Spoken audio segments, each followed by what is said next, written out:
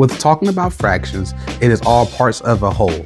So you may have a full shape and you have to see how many parts of that shape do you have, and then also to the next step, how many of those parts are shaded. That's where you have your numerator and your denominator. The numerator is a number that is on top, and the denominator is a number that is on the bottom. You know what? Let me show you an example. So I have this circle on the board right now, and now for us to figure out our fraction, we're going to see what it is equal to, okay? So when you're seeing what it is equal to, we're then going to draw our line so we can find our denominator. I like to find my denominator first because finding the denominator is just the whole. That lets you know how many pieces you have all together. So we have 1, 2, 3, 4. So we have 4 pieces all together.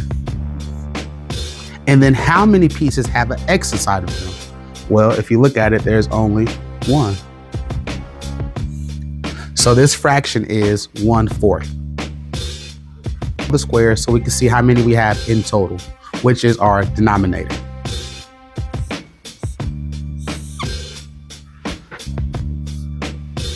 Two, 3, 4, 5, 6.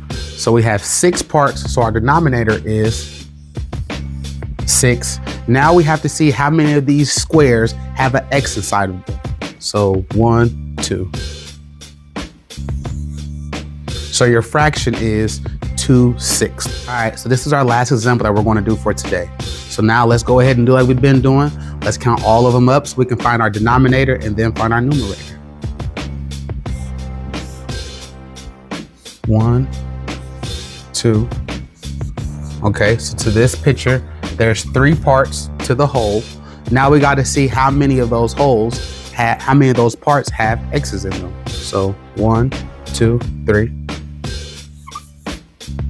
3/3. Well, 3/3 is the same as saying 1 whole, because the whole thing is covered. Don't forget to subscribe.